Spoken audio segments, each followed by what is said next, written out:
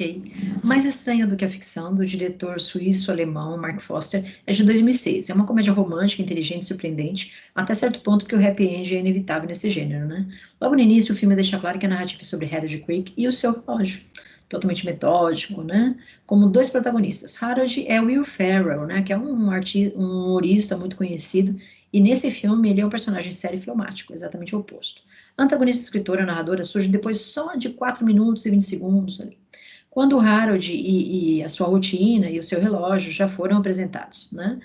E ela aparece deixando de que maneira? Indignado com a iminência da morte narrada pela estranha voz, que é a dela, né? Que passou a acompanhá-lo daquele momento em diante sem a menor explicação. Quem é essa antagonista? Justamente a narradora da história de Harold, a Karen Eiffel, que ela é uma escritora britânica conhecida por matar os seus heróis, os seus personagens nas histórias, né? Na verdade, é a Emma Thompson, que é roteirista e escritora na vida real de dezenas de filmes. Ao perceber-se ouvindo vozes, né, as vozes da narradora em plena produção da narrativa, ali acontecendo, o Harold, ele procura uma psiquiatra que o identifica como esquizofrênico e ele não gosta nada desse diagnóstico, e ela acaba orientando a procurar o professor Julius Hilbert, que é um professor de literatura e conhece narrativas como ninguém.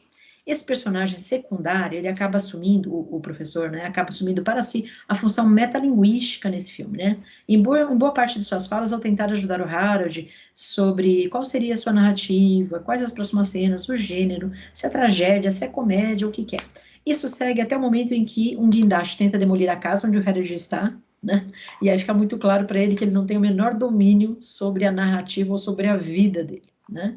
E aí o professor sugere, olha, viva a vida. E é assim que ele pega um gosto muito grande que ele já tinha, né, pela guitarra e vai aprender a tocar guitarra, que é o que ele sempre quis na vida.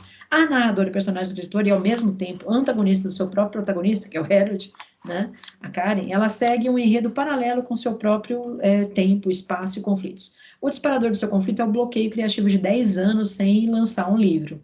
E aí, quem que vai concretizar esse conflito, né, a assistente dela, que é a Penny Asher, Queen Latifah, enviado por sua editora para ajudar e pressionar, né, de modo muito bem-humorado, a escritora depressiva em fase criativa, que está ali, né, com crises criativas, tornando-se a sua antagonista. A aproximação desses opostos, da Queen Latifah e da Emma Thompson, tem uma coisa irônica, né, porque as respectivas personagens ali, né, enquanto uma pesquisa formas de morrer, a outra vai lembrando, né, de formas de viver bem.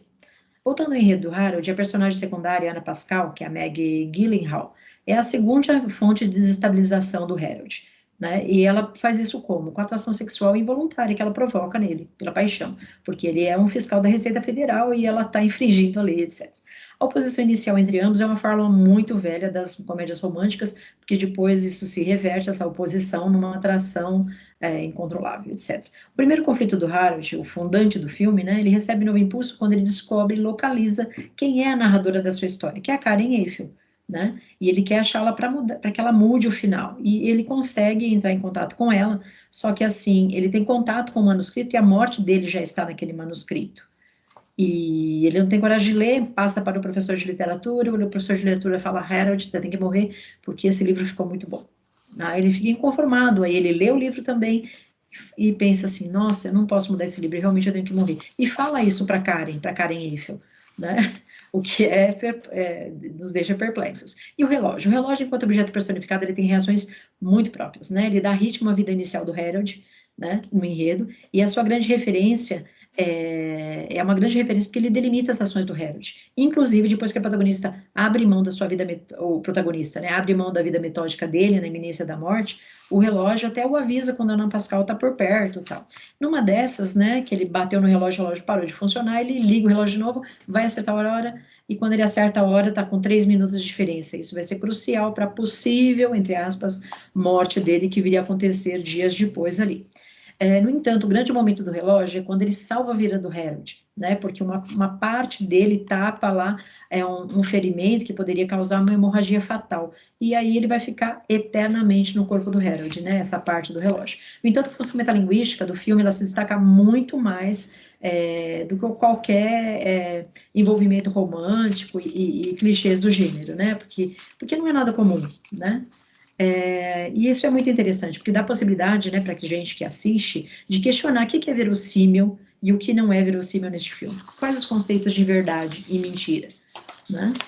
E isso é muito interessante, acabar provocando uma reflexão. Afinal, a segunda lógica tradicional, o que é o falso e o verdadeiro?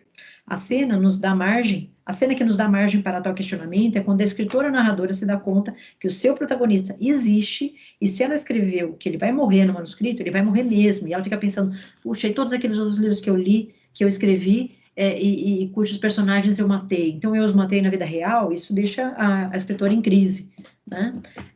Depois disso, ela sente-se culpada, né, por tudo isso. E aí a gente começa a se questionar justamente em função dessa cena, né? Porque assim, quem que é a Karen Eiffel, então? Ela é Deus? Todos acreditam em Deus, será? Né? O livre-arbítrio não faz a menor diferença no trajeto das nossas vidas, já que está tudo definido. Alguém lucidamente concordaria de bom grado com o dia, a hora da sua morte, né? Quem que escreve o nosso destino? A nossa intuição, que fica ali falando, né? Quem escreve o nosso destino? São os protagonistas da narrativa de alguma entidade como Karen Eiffel, justo a Karen, que é uma pessoa com tantos problemas existenciais e aparentemente depressiva e destrutiva, e na sua saga de pesquisar as muitas formas de morrer e aplicar os personagens e as suas vidas reais, será? Portanto, o filme Mais Estranho do que a Ficção ele é altamente recomendável, porque a gente brinca com esse conceito de verossimilhança, de verdade, do que é certo, do que é errado, do que é falso, do que é verdadeiro. Tá bom?